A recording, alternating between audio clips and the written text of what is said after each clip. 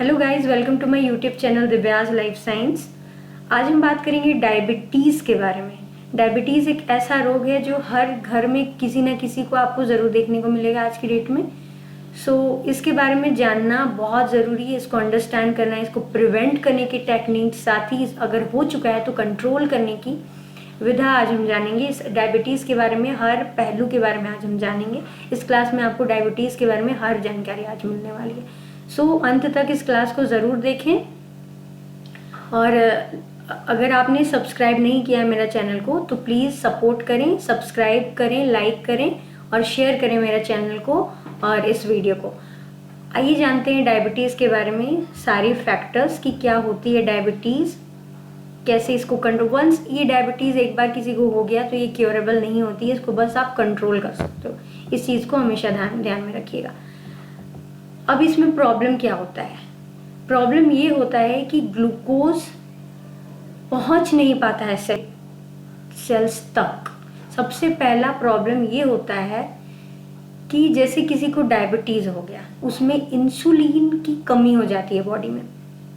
Insulin एक ऐसा hormone होता है जो हर इंसान को उसके जन्म के साथ ही मिला हुआ होता है, एक्सेप्ट सम पीपल जिनको इनहेरिट हुआ आया है मदर फादर से डायबिटीज़। उनको छोड़ के मैं और अन्य नॉर्मल लोगों की बात करी हूँ। हर इंसान को एक पर्याप्त मात्रा में इंसुलिन रहता है उनके बॉडी में, जनरेट, उनको प्रोड्यूस करने का कैपेसिटी होता है उनके बॉडी में। अप टू मान लीजिए 100 साल या 80 साल, जितना भी उनका लाइफ स्पैन है, उस हिसाब से उनको इंसुलिन प्रोडक्शन करने का कैपेसिटी रहता है बॉडी में। बट अगर आपका फूड हैबिट अच्छा नहीं है, आपका उस तरीके का लाइफस्टाइल है जो हैम्पर कर रहा है आपके हेल्थ को, तो इंसुलिन की रिलीज होने की क्षमता जो है वो खत्म हो जाती है और हेंस डायबिटीज़ हो जाता है। इसमें मेजर प्रॉब्लम ये होता है ना कि जब भी हम खाना खाते हैं तो सारा खाना ग्लूकोज में कन्वर्ट होता है। जैसे ही ग्लूकोज में कन्वर्ट होता है तो ग्लूकोज ब्लड स्ट्रीम में रहता है, ब्लड स्ट्रीम से उसको फिर सेल में जाना होता है। तो सेल्स में ले जाने का काम जो करता है वो इंसुलिन हार्मोन करता है।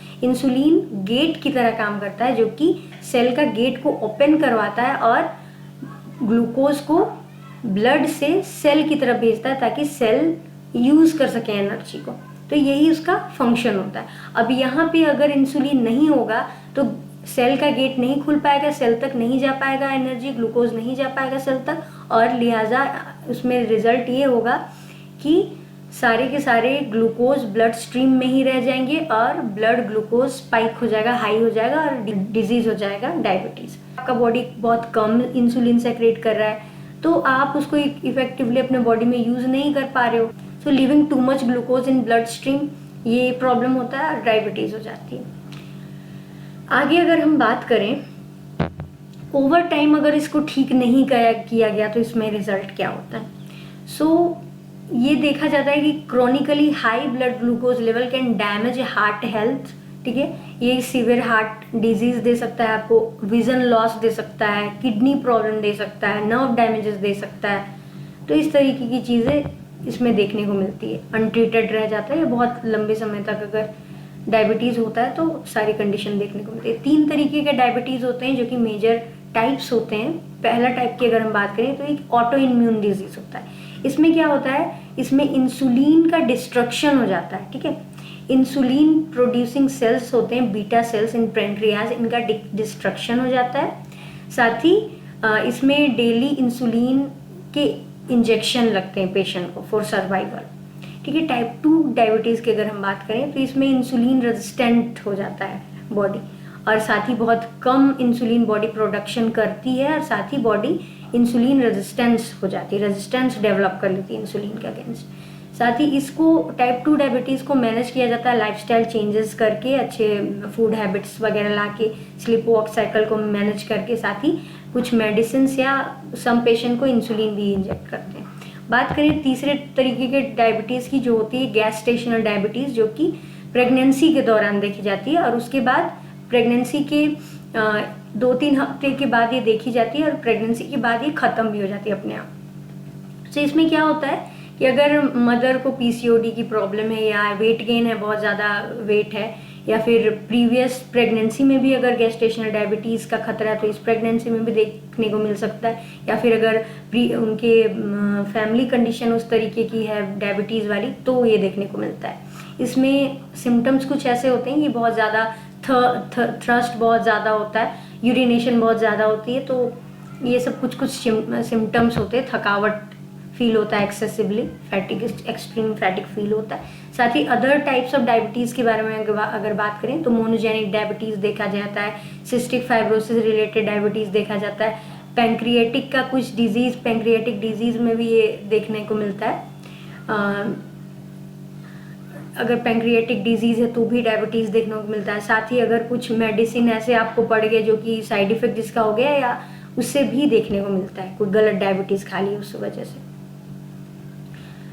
तो आगे बात करते हैं, टाइप 1 डायबिटीज़ को डिटेक्ट जल्दी किया जा सकता है और टाइप 2 डायबिटीज़ हिडन रह जाता है, क्योंकि टाइप 1 डायबिटीज़ के सिम्टम्स बहुत ऑफनली देखने को मिल जाते हैं। इसमें क्या होता है, रैपिड ऑनसेट अगर देखिए, सबसे पहले क्या होता है, सिम्टम्स उसमें बहुत जल्दी कुछ दिनों या कुछ हफ्तों में आराम से उसमें सिम्टम्स देखे जाते हैं। बहुत ज़्यादा थर्स्ट बढ़ जाता है, इंटेंस थर्स्ट, साथ ही frequent urination, hunger, extreme fatigue देखने को, थकावट फील हो रही है, वेट लॉस हो रहा है अचानक से, तो ये सारी इंडिकेट करती है टाइप 1 डायबिटीज़। सेकेंड की अगर हम बात करें टाइप 2 डायबिटीज़ की, तो ये बहुत साइलेंट होता है, ये बहुत सालों तक डिटेक्ट नहीं कर पाएगा इंसान, इतना साइलेंट होता है। इसमें बहुत कम फ्यू सिम्टम्स देखने को मिलते हैं, और साथ ही अगर इसको आप बस रूटीन चेकअप के द्वारा आप इसको डिटेक्ट कर सकते हो। सो सीक अर्जेंट हेल्प अगर आपको सांस नहीं आ रही है, मतलब आपकी धड़कन बढ़ रही है, जिसको रैपिड ब्रीदिंग कहते हैं, बहुत ज़्यादा वीकनेस है, आपको वोमिटिंग, या आप कंफ्यूज स्टेट में हो कि आपको क्या हो रहा है बॉडी में, समझ नहीं आ रहा है, तो आप समझिए कि हो सकता है कि डायबिटीज़ हो। प्री डायबिटिक कंडीशन के बारे में अगर बात करें तो वाइड ओवरऑल अगर दुनिया में देखा जाए तो ज़्यादातर ठंडी जगहों में डायबिटीज़ की कंडीशन ज़्यादा देखने को मिलते हैं। अब इसमें होता क्या है कि प्री डायबिटिक कंडीशन ऐसा कंडीशन होता है जो नॉर्मल ग्लूकोज लेवल से थोड़ा हाई होता है इसका लेवल, बट एक्चुअल डायबिटीज़ से लो, तो ये होता है प्री डायबिटिक कंडीशन। ठंडे प्रदेशों में, जैसे अमेरिका वगैरह में देखा जाता है कि हर 5 में से 2 व्यक्ति प्री डायबिटिक है। सो इसमें वही होता है कि अगर फैमिली हिस्ट्री डायबिटिक है या ओवरवेट है, फिजिकल एक्टिविटी नहीं हो पा रही है, गेस्टेशनल डायबिटीज़ कभी हुई है, तो ये सारी कंडीशन देखने को मिलती है कि हाँ हो सकता है डायबिटीज़ इनको फ्यूचर में। पीसीओडी अगर है तो भी। एक टेस्ट होता है जिसको हम बोलते हैं A1C टेस्ट, ये लास्ट 3 मंथ्स के ग्लूकोज लेवल को डिटेक्ट करके आपको बताता है, ये बहुत ज़रूरी टेस्ट होता है। प्रिवेंशन स्टार्ट कर सकते हो आप रिलेटेबल हैबिट्स के द्वारा, जैसे कि अगर आप बहुत देर तक बैठे हुए ना रहें कि चेयर में, थोड़ा बहुत आप ब्रिस्क वॉकिंग एडअप करें अपने रूटीन में। साथ ही फिजिकल एक्टिविटी करें, वीक में कम से कम 4-5 दिन आपको फिजिकल एक्टिविटी करनी ही करनी चाहिए। ऐसी चीज़ें खाएं जो आपको फ़ायदा करें, जैसे कि हरी पत्तेदार सब्जियां, फाइबर रिच फ्रूट्स, प्रोटीन्स इत्यादि आप खाएं। साथ ही शुगरी ड्रिंक वगैरह जो होते हैं, कोल्ड ड्रिंक्स वगैरह, रिफाइंड फूड, ये सब अवॉइड करना चाहिए। ये सब बहुत ज़्यादा इंसुलिन को हैम्पर करता है, इंसुलिन बहुत ज़्यादा फिर रिलीज़ कराने लगता है बॉडी, और फिर इंसुलिन की मात्रा कम होने लगती है बॉडी में, इंसुलिन प्रोडक्शन कम होने लगता है बॉडी में। साथ ही अगर हम बात करें टारगेट मॉडरेट वेट लॉस की, तो यहाँ पे एक चार्ट दिया है मैंने, इसको आप देख सकते हैं। साथ ही रेस्ट एंड रिकवरी के बारे में बात किया गया। अपने स्लीप को मैनेज करना बहुत ज़रूरी होता है, इसमें सर्कैडियन रिदम का बहुत बड़ा रोल होता है। आपका स्लीप वॉक साइकिल बहुत ज़रूरी है रेगुलेट करना। स्ट्रेस मैनेजमेंट बहुत ज़रूरी है, ज़्यादा तनाव चिंता से भी डायबिटीज़ होता है, एक ही जगह बैठे रहने से डायबिटीज़ होता है, अच्छे से आप नींद नहीं ले कंप्लीट कर पा रहे हो तो भी डायबिटीज़ होता है। डायबिटीज़ होने का बहुत कारण होता है। सोशल सपोर्ट इंसान को control is a daily feedback loop. अब डेली फीडबैक लूप के बारे में अगर बात करें तो सबसे पहले चेक करना है अपनी डायबिटीज़ को, हर दिन आप अपना मॉनिटर कीजिए डायबिटीज़ को कितना है। सो इसमें क्या होता है, चेक करें, इंटरप्रेट करें, एडजस्ट करें, रिव्यू करें, यही आपको साइकिल में काम करना है। आपका टारगेट ये होना चाहिए कि ब्रेकफास्ट से पहले एम्प्टी स्टमक अगर आप टेस्ट करते हैं तो 80 से 130 mg पर DL आना चाहिए ग्लूकोज का लेवल, और आफ्टर मील 1-2 घंटे बाद अगर आप टेस्ट करें तो 180 mg पर DL से कम होना चाहिए। ये एक बहुत स्टैंडर्ड मापदंड होता है, नॉर्मल डायबिटीज़ रेंज होता है ये। तो ब्लड ग्लूकोज मीटर आपके पास होना चाहिए ताकि आप चेक करते रहें, उसमें अपने ग्लूकोज लेवल को ट्रैक करें। साथ ही A1C टेस्ट कराते रहें हर 3 मंथ में, ये बताता है ग्लूकोज का रीडिंग लेके। साथ ही अगर हम बात करें, हर इंसान की मेडिकल प्लान अलग होती है, मेडिकल ट्रीटमेंट अलग होती है। हर इंसान का एज, उसका मेडिकल हिस्ट्री, उसका प्रीवियस में मेडिसिन कितना खाए हैं, हर चीज़ के पहलू के हिसाब से उसका एक मेडिकल प्लान तैयार होता है डायबिटीज़ में। ऐसा नहीं है कि एक इंसान के डायबिटीज़ वाले दवाई से आप भी अपने उसी हिसाब से आप चलो, ऐसा नहीं होता। आपको अलग से अपना प्लान बनाना पड़ेगा, यही बताया जाता है।